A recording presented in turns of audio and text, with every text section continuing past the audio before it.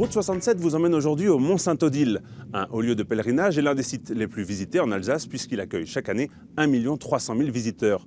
Fondé au 7e siècle, le Mont-Saint-Odile a connu 13 siècles d'une histoire mouvementée qui n'avait jamais été racontée sous forme de bande dessinée. C'est désormais chose faite. À 68 ans, Marie-Thérèse Fischer est la spécialiste de l'histoire du Mont-Saint-Odile.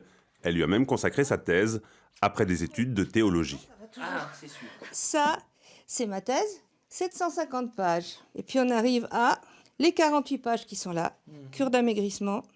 Contactée par les éditions du Cygne, Marie-Thérèse Fischer est tombée dans la bande dessinée il y a 8 ans. Avec l'illustrateur Christophe Carmona, elle a d'ailleurs déjà réalisé plusieurs albums de la série Cette histoire qui a fait l'Alsace. Pour le Mont-Saint-Odile, au-delà des faits historiques qu'elle connaît sur le bout des doigts, restait donc à tout mettre en images. Pas si simple. La première représentation à vue, le premier dessin à vue est de 1646. Ça fait quand même vieux. Et d'ailleurs à Copenhague. Mais d'autre part, on a quand même des descriptions de voyageurs. On sait par exemple que au Xe siècle, il y avait l'église, dont on ne sait pas à quoi elle ressemblait d'ailleurs. Il y avait une croix sur la terrasse. Pas question pour l'historienne de transiger avec la réalité. Le Mont-Saint-Odile, plusieurs fois reconstruit et sans cesse transformé, a été fondé par le père de la Sainte au 7e siècle. Mais les premiers écrits parlant du lieu ne datent que du Xe. Elle ne commencera donc son récit qu'à cette époque-là. Là, c'est bon. Là, c'est bon. Ça allait bien. L'illustrateur, lui, reçoit pour chaque case le texte à insérer et des indications détaillées sur les scènes à représenter, l'architecture des lieux et les costumes. Il doit surtout s'adapter. Marie-Thérèse se rend compte qu'ici, il y avait forcément un hôtel, mais on ne connaissait pas encore l'aspect de cet hôtel. Donc j'ai rajouté une jeune fille qui va être placée là, que vous voyez dans la couverture finale, qui permet finalement de cacher ce dont on n'est pas sûr. Au fil des planches, Marie-Thérèse Fischer entend surtout démonter les mythes et légendes qui entourent les lieux. Au Mont-Saint-Odile, nous embarquons avec elle pour une visite guidée, ponctuée d'anecdotes. L'incendie de 1546 qui détruisit totalement l'abbaye est parfois attribué aux protestants. Texte à l'appui, elle livre une toute autre version.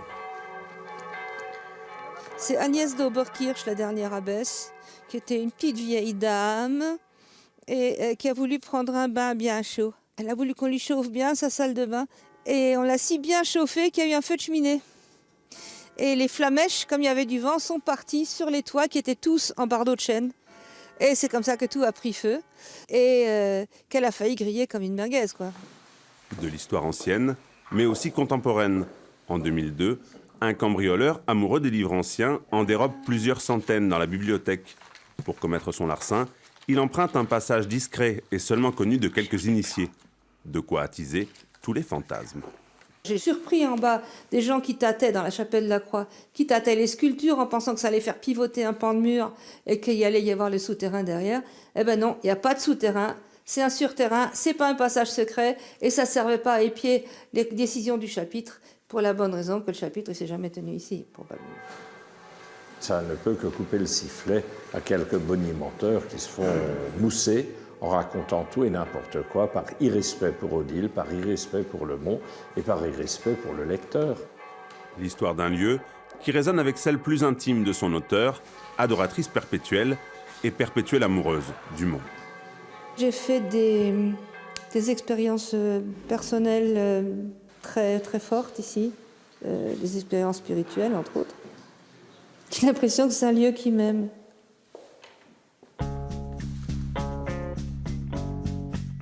C'est donc ici que s'achève notre Route 67. Quant à Marie-Thérèse Fischer, après 17 albums réalisés en 8 ans, elle a décidé de faire une pause avec la bande dessinée, mais elle a encore d'autres projets d'ouvrages à venir.